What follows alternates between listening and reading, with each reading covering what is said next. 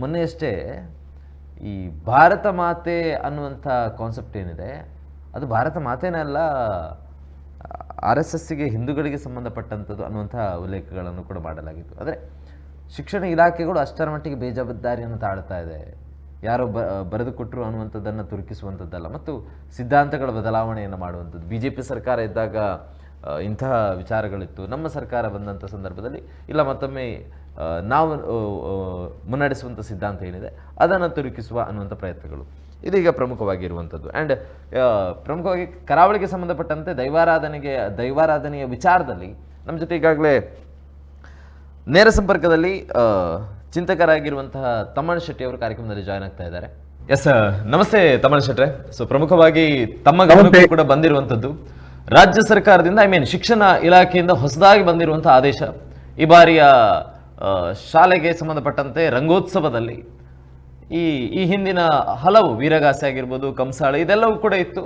ಇದರ ಜೊತೆಗೆ ಈ ಬಾರಿ ತುಳುನಾಡಿಗೆ ಸಂಬಂಧಪಟ್ಟಂತೆ ಭೂತಾರಾಧನೆಯನ್ನು ಕೂಡ ಆ್ಯಡ್ ಆನ್ ಮಾಡಬೇಕು ಅನ್ನುವಂತಹ ಒಂದು ಆದೇಶದ ಪ್ರತಿ ಬಂದಿದೆ. ಸೊ ಇದ್ರ ಬಗ್ಗೆ ತಮ್ಮ ಫಸ್ಟ್ ರಿಯಾಕ್ಷನ್ ಹೇಳೋದಾದ್ರೆ, ಓಕೆ ಅಂತ ಅನಿಸ್ತಾ ಇದೆಯಾ? ಇದು ಬೇಕು ಅಥವಾ ಬೇಡವೋ ಅಂತ ಹೇಳಿ. ನೋಡಿ, ಇದನ್ನ ನಾವು ಮೊಟ್ಟ ಮೊದಲ ಬಾರಿಗೆ ಇದನ್ನು ನಾವು ಖಂಡಿಸ್ತೇವೆ. ನಾವು ಯಾಕಂತ ಹೇಳಿದ್ರೆ, ದೈವಾರಾಧನೆ ಎಂಬುದು ಅದು ಸಾಂಸ್ಕೃತಿಕವಾಗಿ ಇರುವಂತದ್ದು ಅಲ್ಲ, ಸಾಂಸ್ಕೃತಿಕ ಗ್ರಾಮಾಂತರ ಕ್ರೀಡೆ, ಸಾಂಸ್ಕೃತಿಕ ಕಾರ್ಯಕ್ರಮ ಇದಕ್ಕೆ ಸೇರಿದ್ದಲ್ಲ.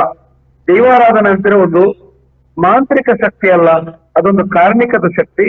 ತುಳುನಾಡಿನ ಎಲ್ಲ ಒಂದು ಕಠಿಣ ಕಟ್ಟುಪಾಡಿನ ನಿಯಮದ ಜೊತೆ ಬದುಕಬೇಕಾದಂತ, ಅದರೊಟ್ಟಿಗೆ ಬದುಕಬೇಕಾದಂತ ನಂಬಿಕೆಯ ಹೊತ್ತು ಒಂದು ಮುಕ್ತ ಮೇಲು ಕೀಳುಗಳಿಲ್ಲದ ಒಂದು ಭಾವನಾತ್ಮಕವಾದ ಸರಳ ದ್ರಾವಿಡ ಪರಂಪರೆಯ ನಿಯಮ ದೇವಾರಾಧನೆ.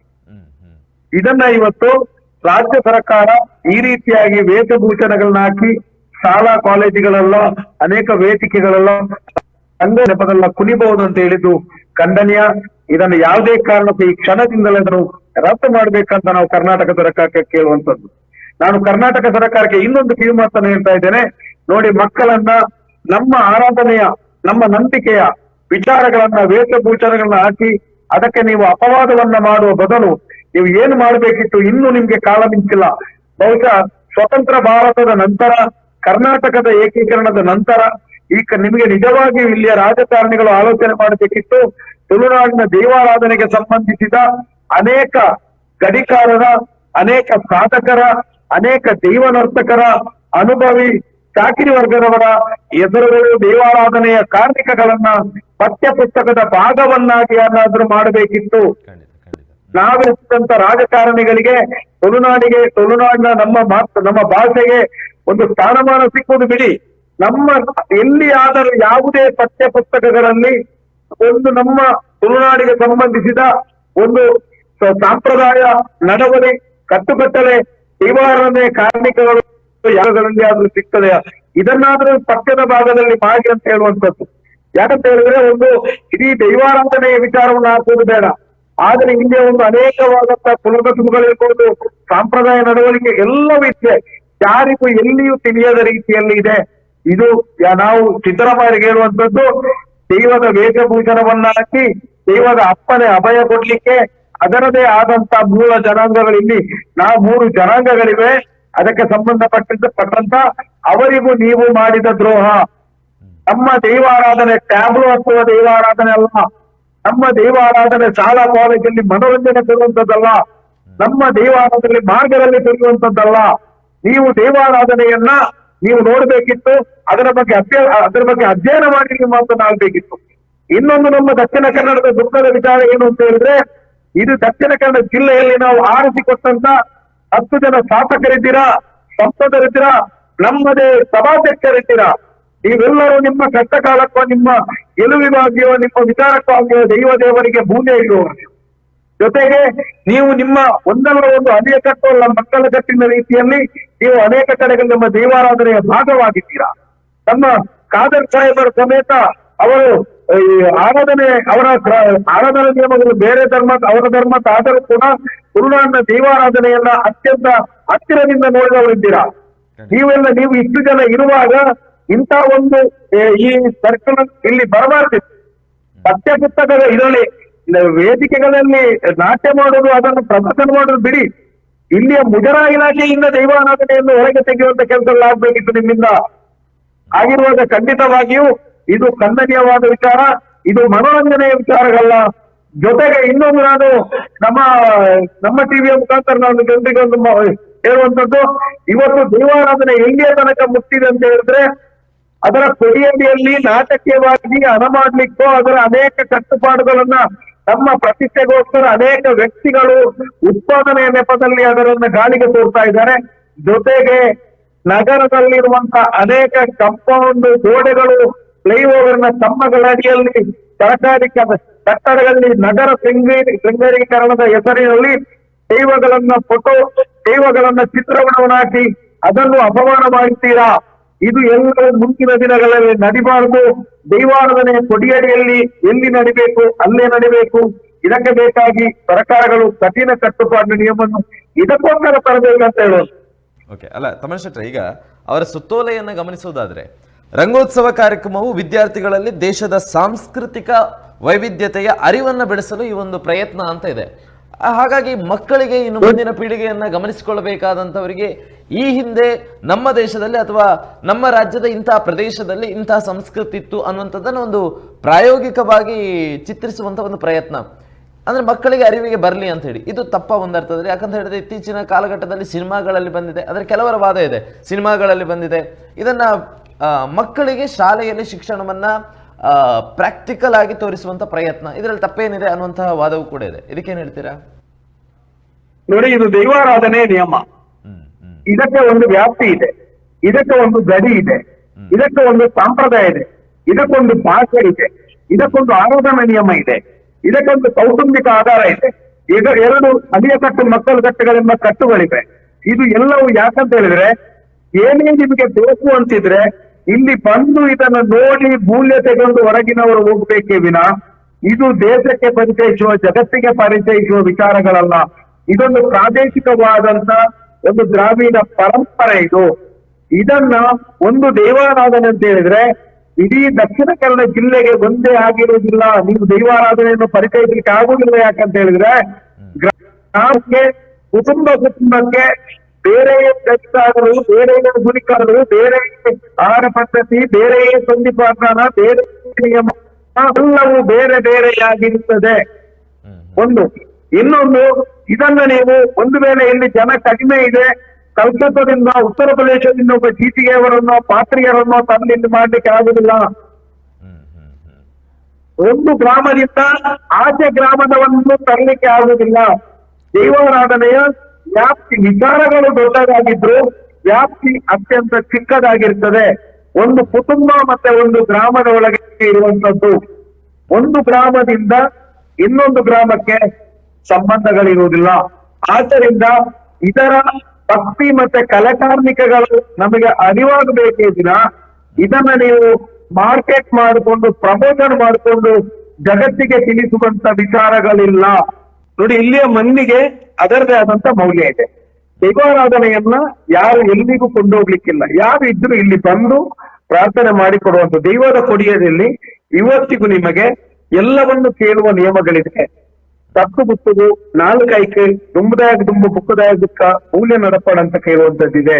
ಯಾವ ಯಾವ ಜಾತಿ ಜನಾಂಗಗಳು ಧರ್ಮ ಅಂತ ಕೇಳುವಂತದ್ದಿದೆ. ಸರ್ಕಾರಕ್ಕೆ ಮೂಲೆ ಇದ್ದಿದೆ ಅಂತ ಕೇಳುವಂತದ್ದಿದೆ. ಇದು ಎಲ್ಲವೂ ಇಲ್ಲಿ ನಿಯಮಗಳಿದೆ. ಇಲ್ಲಿ ಇರುತ್ತೆ ಘಟ್ಟದ ಬರಿದು ಸಮುದ್ರದ ಬರಿಬಿಟ್ಟ ಕೇವಲ ಬಡವರ್ದು ಸಾರಸಮಲ್ಲ ಎನ್ನುತ್ತ. ಅಂದ್ರೆ ಒಂದು ವ್ಯಾಪ್ತಿ ಇದೆ. ಈ ವ್ಯಾಪ್ತಿಯ ಒಳಗಡೆ ಇರುವಂತದ್ದು. ಹಾಗಂತೇಳಿ ಸಂಧಿಪಾರ್ಧಾನಕ್ಕೆ ಸಂಬಂಧಪಟ್ಟ ವಿಚಾರಗಳಲ್ಲಿ ತುಳುನಾಡ ದೈವಾರಾಧನೆಗೆ ಸಂಬಂಧಿಸಿ ಈಗ ನಡೆಯುವಂತ ಕುಂಭಮೇಳ, ಗಂಗಾ ನದಿಗೂ ಸಂಬಂಧ ಇದೆ. ಇಲ್ಲಿನ ದೈವಾರಾಧನೆಗೂ ನಿಮ್ಗೆ ರಾಮೇಶ್ವರದ ಧನುಷ್ಕೋಡಿಗೂ ಸಂಬಂಧ ಇದೆ, ಸಂಧಿಪಾರ್ಧಾಗೆ ಬರ್ತದೆ. ತಮಿಳುನಾಡಿನ ಕಂಚಿಕೋಟೆಗೂ ಸಂಬಂಧ ಇದೆ. ತಿರುಪತಿಗೆ, ಆಂಧ್ರದ ತಿರುಪತಿಗೂ ಇದೆ. ಅದು ಸಂಧಿಪಾರ್ಧಾಗಳ ವಿಂಗಡಣೆಯಾಗಿ ಬರುವಂತದ್ದು. ಆದರೆ ಇದಿರುವಂತದ್ದು ನಮ್ಮ ಚಿಕ್ಕ ಈ ತುಳುನಾಡಿನ ವಿಚಾರ ಬರುವಂತದ್ದು. ದಯವಿಟ್ಟು ಇದನ್ನ ಒಂದು ಪ್ರಚಾರದ ವಸ್ತುವಾಗಿ ಅದನ್ನ ಪ್ರಮೋಷನ್ ಮಾಡುವ ರೀತಿಯಲ್ಲಿ, ಇದು ಪ್ರತಿಯೊಬ್ಬನ ಆರಾಧನೆಯ ಪ್ರಕಾರ, ಅನುಭವದ ಪ್ರಕಾರ, ಪ್ರತಿಯೊಬ್ಬನ ಮನ ಮತ್ತೆ ಮನಸ್ಸುಗಳಲ್ಲಿ ಉಳಿಯುವಂತದ್ದು. ಇದು ಕಡತಗಳಲ್ಲ. ದೈವಾರಾಧನೆ ಮಸ್ತಕದಿಂದ ಮಸ್ತಕಕ್ಕೆ ಬಂದು ಅವಿದ್ಯಾವಂತರ ಬಾಯಲ್ಲಿದ್ದು ಬಾಯಿಂದ ಬಾಯಿ ಬಂದಂತ ದೈವಾರಾಧನೆ. ಇದು ಯಾವುದೇ ಲೆಕ್ಚರ್ಗಳಲ್ಲಿ, ಯಾವುದೇ ಪುಸ್ತಕಗಳಲ್ಲಿ, ಗ್ರಂಥಗಳಲ್ಲಿ ದೈವಾರಾಧನೆ ಲಿಖಿತವಾಗಿ ಎಲ್ಲಿಯೂ ಇಲ್ಲ, ಎಲ್ಲಿಯೂ ಇಲ್ಲ. ದಯವಿಟ್ಟು ಯಾವುದೇ ಕಾರಣಕ್ಕೂ ನಮ್ಮ ವ್ಯಾಪ್ತಿ ಮೀರಿ, ಇದು ನಂಬಿಕೆಯ ವಸ್ತು ಆದ್ದರಿಂದ ಇದು ನಮ್ಮ ವ್ಯಾಪ್ತಿಯ ಒಳಗಡೆ ಇರಲಿ ಅಂತ ಹೇಳುವಂಥದ್ದು. ಅಂತ ಹೊರಗಿನ ಕರ್ನಾಟಕದ ನಮ್ಮ ದಕ್ಷಿಣ ಕನ್ನಡೇತರವಾದಂತ ಮಕ್ಕಳಿದ್ರೆ ಇಲ್ಲಿ ಬಂದು ನೋಡಿ ಆರಾಧನೆ ಮಾಡಿ ಪ್ರಾರ್ಥಿಸಿ ಹೋಗ್ಬಹುದು. ಆದರೆ ದಯವಿಟ್ಟು ಇಲ್ಲಿಯ ಮಲ್ರಾಯನನ್ನು, ಇಲ್ಲಿಯ ಜುಮಾತಿಯನ್ನು, ಇಲ್ಲಿಯ ಲೆಕ್ಕಸರಿಯನ್ನು, ಇಲ್ಲಿಯ ಕೊಡಮಂದೆಯನ್ನು ಹುಬ್ಳಿಯಲ್ಲೋ ಕೋಲಾರದಲ್ಲೋ ಎಲ್ಲೋ ರೀತಿಯಲ್ಲಿ ಯಾವುದೇ ರೀತಿಯಲ್ಲಿ ಚಿತ್ರೀಕರಿಸಿ ಅದನ್ನು ನೋಡುವ ಇದು ಯಾರಿಗೂ ಬರದಿರ್ಲಿ ತುಳುವನಿಗೆ ಅಂತ ಹೇಳುವಂಥದ್ದು, ಯಾರಿಗೂ ಬರದಿರ್ಲಿ.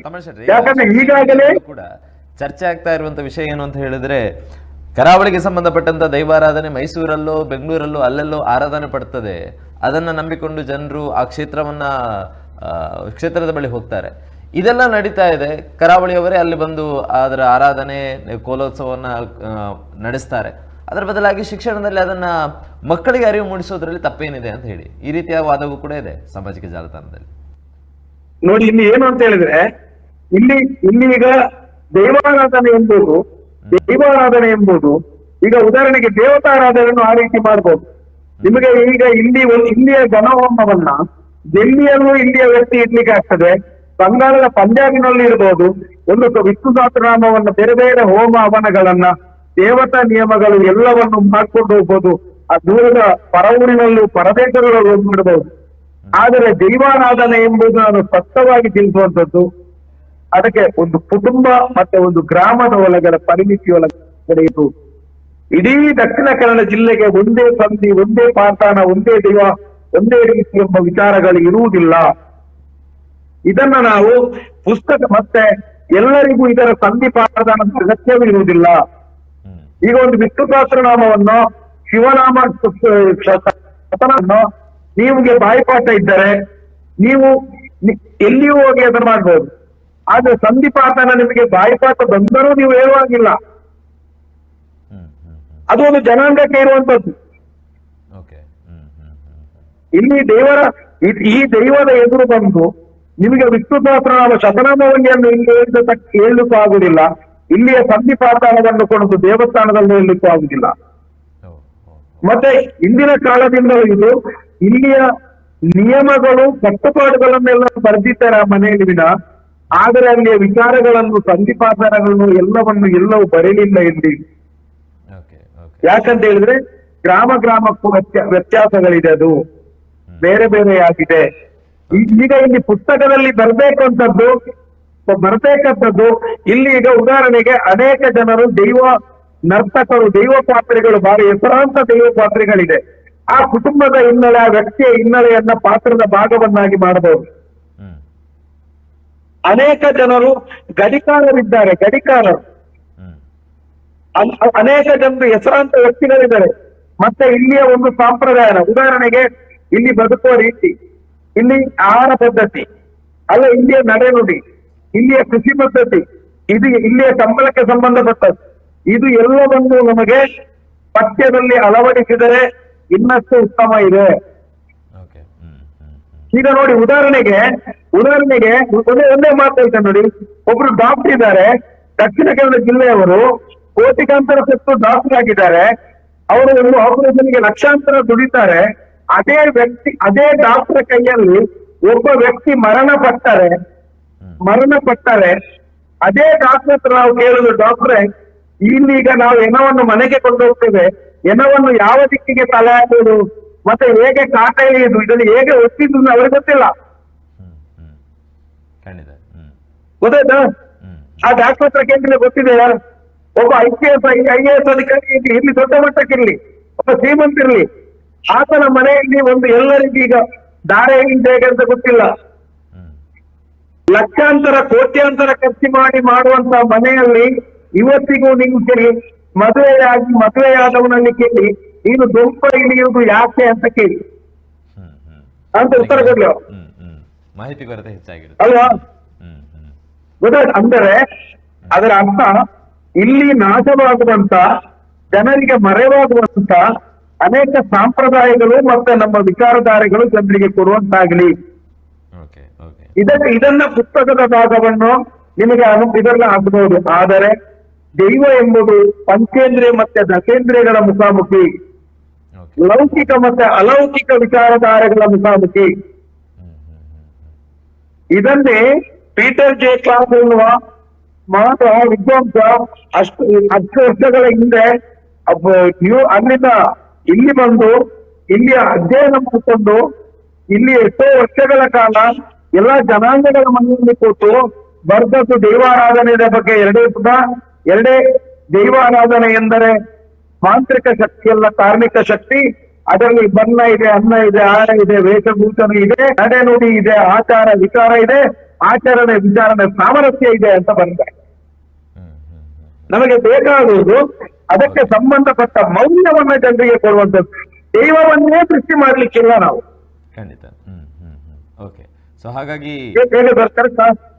ಓಕೆ ಓಕೆ ಸೊ ಹಾಗಾಗಿ ಈ ಮಕ್ಕಳ ಶಾಲೆಯ ರಂಗೋತ್ಸವದಲ್ಲಿ ಸಂಬಂಧಪಟ್ಟಂತೆ ಈ ರೀತಿಯಾದಂತಹ ಭೂತಾರಾಧನೆಯ ವಿಚಾರಗಳನ್ನು ಅಳವಡಿಸುವುದು ಬೇಡ ಅನ್ನುವಂಥ ಅಭಿಪ್ರಾಯ ತಮ್ಮದು. ನೋಡಿ, ನಾನು ನಿಮ್ಮ ಹತ್ರ ಒಂದೇ ಮಾತು ಹೇಳ್ತೇನೆ. ಇವತ್ತು ಯಾಕೆ ಇದರ ದೈವದ ಕಾರ್ಮಿಕ, ದೈವದ ಪ್ರತಿರೂಪ, ದೈವದ ವಿಚಾರವನ್ನ ನಾವು ಹಾಕೋದು ಬೇಡ. ಯಾಕಂತ ಹೇಳಿದ್ರೆ ಇವತ್ತು ನಮ್ಮ ದಕ್ಷಿಣ ಕನ್ನಡ ಜಿಲ್ಲೆ 3 ವಿಚಾರಗಳಲ್ಲಿ ಬಡವಾಗಿದೆ. ಯಾಕಂತ ಹೇಳಿದ್ರೆ ನೋಡಿ, ಒಂದು ಮಗು ಇವತ್ತು ಯಾರ ಕೈಯಲ್ಲಿದೆ? ಮಗುವನ್ನ ತಮ್ಮ ಕೆಲಸದ ಆಳುಗಳನ್ನು ತೆಗೆದು ನಂತರ ಒಂದು ವ್ಯವಸ್ಥೆಯ ಒಳಗಡೆ ತಳ್ಳಿ ಬಿಡುವುದು, ಅದರ ಒಳಗಡೆ ವಿದ್ಯೆ ಎಂಬುದನ್ನೇ ಕೊಡುವಂತದ್ದಿದೆ. ಬೇರೆ ಅದಕ್ಕೆ ಉಳಿದಂತ ಯಾವುದೇ ವಿಚಾರಗಳನ್ನು ಮಗುವಿಗೆ ಸಿಗುವುದಿಲ್ಲ. ಅದಕ್ಕೆ ಬೇಕಾಗುವ ಪೋಷಕಾಂಶಯುಕ್ತವಾದಂತ ಸಾಂಪ್ರದಾಯಿಕ ಪದ್ಧತಿಗಳು ಸಿಗ್ತಾ ಇಲ್ಲ. ಇನ್ನೊಂದು, ನಮ್ಮ ನಮ್ಮಲ್ಲಿ ಇದ್ದ ದೈವವನ್ನ ನಮ್ಮ ಹತ್ರ ಅನಾಥ ತಕ್ಷಣ ನಮ್ಮ ಕೆಲಸದವನ ಕೈಗೆಯೋ ಇನ್ನೊಬ್ಬನ ಕೈಗೆಯೋ ಸಂಬಂಧ ಇಲ್ಲದ, ಭಾವನಾತ್ಮಕ ಸಂಬಂಧ ಇಲ್ಲದ ಒಂದು ಬಡಿಸುವುದು, ಯಾರೋ ಬಂದು ದರ್ಶನ ಮಾಡುವುದು, ಯಾರೋ ಬಂದು ಕಂಟ್ರೋಲ್ ಮಾಡುವುದು, ಮಗು ಮತ್ತೆ ದೈವ ಮತ್ತೆ ತಮ್ಮ ತಂದೆ ತಾಯಿ, ಇದು ಯಾವ ರೀತಿಯಲ್ಲಿ ಬೆಳಿಬೇಕು, ಅದಕ್ಕೆ ಸಾಂಪ್ರದಾಯ ದೈವಗಳಿಗೂ ಒಂದು ಸಂಪ್ರದಾಯವಾದಂತ ಇದೆ. ಯಾವ್ದು ಹಾಕ್ಬೇಕು, ಯಾವ್ದು ಬಿಡ್ಬೋದು. ನಾನು ಯಾಕೆ ಹೇಳಿದ್ದೇನೆ ಅಂತ ಹೇಳಿದ್ರೆ, ಈಗ ಪುಸ್ತಕದ ಜೊತೆಯಲ್ಲಿ ಬರ್ಬೇಕಾದಂತ ಅನೇಕ ವಿಚಾರಗಳಿದೆ. ದೈವಗಳ ವೇಷ ಹಾಕಿ ದೈವಗಳ ರೀತಿಯಲ್ಲಿ ಕುಣಿಯುವುದು ದೈವಾರಾಧನೆಯಿಂದ ಉಳಿಸ್ಲಿಕ್ಕೆ ಆಗುವುದಿಲ್ಲ. ಅದು 3 ಜನಾಂಗಗಳಿಗೆ ಇಟ್ಟಂತ ವಿಚಾರ. ಇಡೀ ಕರ್ನಾಟಕದ 6 ಕೋಟಿ ಜನರಿಗೂ ಅದು ಸಂಬಂಧ ಇಲ್ಲ. ಸಂಧಿಪಾದಾನ ಇರ್ಬೋದು, ವಿಚಾರಗಳಿರ್ಬೋದು, ಅದನ್ನ ಮಾಡುವಂತ ಆ ಕಸಬುಗಳನ್ನ ಮಾಡಬೇಕಿದ್ರೆ 3 ಜನ ಮಾಡಬೇಕು. ದೈವಾರಾಧನೆ ಇಲ್ಲಿಯ ಮೂಲ ಜನಾಂಗಗಳಿಂದ ಸಂಧಿಪಾದಗಳನ್ನು ಮಗುವನ್ನ ತೊಟ್ಟಿಲಲ್ಲಾಕಿ ಹುಟ್ಟಿಲು ತುಟಿಯಲ್ಲಿ ಮುಖಕ್ಕೊಂದು ಬಣ್ಣವನ್ನು ಬರೆದು ಮಾಡಿದ್ದು ಇಲ್ಲಿನ ಮೂಲ ಜನಾಂಗಗಳು. ಅವರೇ ಜ್ಞಾನವನ್ನು ನೀಡುವುದರ ಮುಖಾಂತರ ದೈವವನ್ನ ಆರಾಧನೆ ಮಾಡಿಕೊಂಡು ಬಂದಿದ್ದಾರೆ. ಇವತ್ತು ಈಗ ನಮಗೆ ಜನ ಸೇರ್ಲಿಕ್ಕೆ, ರಾಜಕೀಯವಾಗಿ ಗೆಲ್ಲಲಿಕ್ಕೆ, ನಮಗೆ ಜನರನ್ನ ಮಂಕುಬೂದಿ ಎರಚಲಿಕ್ಕೆ, ನಾವು ಧರ್ಮದ ಆಗಲಿಕ್ಕೆ ಎಲ್ಲಕ್ಕೂ ದೈವಗಳು. Okay okay okay thank you Tammanna Shetty ಅವರೇ. ಅನೇಕ ವಿಚಾರಗಳನ್ನು ಕೂಡ ಹಂಚಿಕೊಂಡ್ರೆ. ಆ್ಯಂಡ್ ತಮ್ಮ ನಿಲುವು ಸ್ಪಷ್ಟವಾಗಿರುವಂಥದ್ದು, ಯಾವುದೇ ಕಾರಣಕ್ಕೂ ಶಿಕ್ಷಣ ಇಲಾಖೆ ಈ ಒಂದು ಸುತ್ತೋಲೆಯನ್ನು ವಾಪಸ್ ಪಡಿಬೇಕನ್ನುವಂಥ ಪ್ರಮುಖವಾಗಿರುವಂಥ ಉದ್ದೇಶ. ಸೊ ಇದರಿಂದ ಇಂತಹ ವಿಚಾರದಲ್ಲಿ ಸರ್ಕಾರ ಯಾವತ್ತೂ ನಂಬಿಕೆಯ ವಿಚಾರದಲ್ಲಿ ಸರ್ಕಾರಗಳು ಆಗ್ಬಾರ್ದು. ಮತ್ತೆ ಅದರ ಪ್ರತಿನಿಧಿಯನ್ನ ಆಯ್ಕೆ ಮಾಡಿಕೊಡುವಂಥದ್ದು. ನಮ್ಮ ಗ್ರಾಮಕ್ಕೆ ಸಂಬಂಧಿಸಿದಂತ ಜನಪ್ರತಿ ಶಾಸಕರು ಇದರ ಬಗ್ಗೆ ಗಮನ ಹರಿಸಬೇಕು. ನಮ್ಮ ಭಾವನೆಗಳಿದೆ, ಯಾವ ಮನೆಯಲ್ಲಿ ಯಾವ ಧರ್ಮದವನಿದ್ದಾನೆ, ಯಾವ ದೈವಗಳಿದೆ, ನಮ್ಮ ವಿಚಾರ ಆರಾಧನಾ ಪದ್ಧತಿಗಳನ್ನು ಅವರಿಗೆ ಕೊಡುವುದರ ಮುಖಾಂತರ ಆ ವಿಚಾರವನ್ನ ಮಾಡಬೇಕು. ದೈವಾರಾಧನೆಯಿಂದ ಇದು ಮಾತ್ರ ಅಲ್ಲ, ನಾವು ದೈವಾರಾಧನೆಯಿಂದ ಮುಜರಾಯಿ ಇಲಾಖೆಯಿಂದಲೂ ಹೊರಬರಬೇಕು. Okay okay okay yes thank you sir. ನಮ್ಮ ಜೊತೆ ಇಷ್ಟೊತ್ತು ಕಾರ್ಯಕ್ರಮದಲ್ಲಿ ಭಾಗವಹಿಸಿರೋದಕ್ಕೆ ಧನ್ಯವಾದಗಳು ಸರ್. ಎಸ್ ತಮ್ಮಣ್ಣ ಶೆಟ್ಟಿಯವರು ಅನೇಕ ವಿಚಾರಗಳನ್ನ ಹಂಚಿಕೊಳ್ತಾ ಹೋದರು. ದೈವಾರಾಧನೆಯನ್ನು ಯಾವ ರೀತಿಯಾಗಿ ಕರಾವಳಿಗೆ ಸಂಬಂಧಪಟ್ಟಂತೆ ಅದೊಂದು ಕಟ್ಟುಪಾಡುಗಳಿವೆ, ಸೊ ಅದನ್ನು ಈಗ ಶಿಕ್ಷಣದಲ್ಲೂ ಕೂಡ ಸೇರಿಸಬೇಕು. ಆಗ ತಾನೇ ಹೇಳಿರೋ ಪ್ರಕಾರ ಅವರು ಕೂಡ ಮೆನ್ಷನ್ ಮಾಡಿದ್ರು, ಶಿಕ್ಷಣದಲ್ಲಿ ಸೇರಿಸಿ, ಒಂದು ಪಠ್ಯವಾಗಿ ಸೇರಿಸಿ, ಅದನ್ನು ಮಕ್ಕಳಿಗೆ ಅದರ ಬಗ್ಗೆ ಮಾಹಿತಿ ಸಿಗಲಿ. ಯಾವುದೇ ಒಂದು ತಿಳಿಯದಂಥ ವಿಚಾರ ಅದನ್ನು ತಿಳಿದುಕೊಳ್ಳುವಂಥ ಪ್ರಯತ್ನಗಳನ್ನು ಪಠ್ಯದ ಮುಖಾಂತರ ಮಾಡೋಣ. ಅದು ಹೊರತಾಗಿ ಪಠ್ಯೇತರ ಚಟುವಟಿಕೆಯ ರೀತಿಯಲ್ಲಿ ಮನೋರಂಜನೆಯ ಮುಖಾಂತರ ಅದನ್ನು ಮಕ್ಕಳಿಗೆ ರೀಚ್ ಮಾಡುವಂಥದ್ದು ಬೇಡ. ಒಂದು ಕೌತುಕತೆ ಇರಲಿ, ಅದು ಏನು ಅನ್ನುವಂಥದ್ದು ಪಠ್ಯದಲ್ಲಿ ಗಮನಿಸಿ, ಅದಾದ ಬಳಿಕ ಬೇಕಾದರೆ ತುಳುನಾಡಿಗೂ ಕರಾವಳಿಗೆ ಬಂದು ಅದನ್ನು ಗಮನಿಸಿಕೊಳ್ಳಲಿ, ಅದು ಯಾವ ಥರನಾಗಿ ಇದೆ ಅಂತ ಹೇಳಿ. ಅದರ ಹೊರತಾಗಿ ಅವರಿಗೆ ಈ ಕೈ ತುದಿಗೆ ಸಿಲುಕುವ ಹಾಗೆ ಅಥವಾ ತುಂಬಾ ಈಸಿಯಾಗಿ ಸಿಗುವ ರೀತಿಯಲ್ಲಿ ಈ ರೀತಿಯಾಗಿ ಏರ್ಪಡಿಸುವುದರಿಂದ ಮುಂದಿನ ದಿನಗಳಲ್ಲಿ ಈಗ ಆಲ್ರೆಡಿ ಕರಾವಳಿಗೆ ಸಂಬಂಧಪಟ್ಟಂತೆ ದೈವಾರಾಧನೆ ವಿಚಾರದಲ್ಲಿ ಅನೇಕ ಗೊಂದಲಗಳಾಗಿವೆ, ಅನೇಕ ಅವಮಾನಗಳಾಗಿವೆ. ಇದೆಲ್ಲ ವಿಚಾರಗಳನ್ನು ಬದಿಗೆ ಸರಿಸಬೇಕಾದ್ರೆ ಮುಂದಿನ ಕ್ರಮವನ್ನು ಸರ್ಕಾರದಲ್ಲೂ ಕೂಡ ಗಮನಿಸೋದಾದರೆ ಕರಾವಳಿಗೆ ಸಂಬಂಧಪಟ್ಟಂಥ ಶಾಸಕರು ಕೂಡ ಇದ್ದಾರೆ, ಸ್ಪೀಕರ್ ಅವರು ಕೂಡ ಇದ್ದಾರೆ ಮಾನನೀಯ. ಸೊ ಅವರು ಮುಂದಿನ ದಿನಗಳಲ್ಲಿ ಈ ವಿಚಾರದ ಕುರಿತಾಗಿ ಗಮನವನ್ನು ಹರಿಸಿ ಬದಲಾವಣೆಯನ್ನು ಮಾಡಿಕೊಳ್ಳಬೇಕು ಅನ್ನುವಂಥ ವಿಚಾರಗಳು. ಇದು ಕರಾವಳಿಗೆ ಸಂಬಂಧಪಟ್ಟಂಥ ಒಂದು ಅಪ್ಡೇಟನ್ನು ನಿಮ್ಮ ಮುಂದೆ ಪ್ರಸ್ತುತಪಡಿಸಿದೆ. ನಮ್ಮ TV the pulse of coastal Karnataka.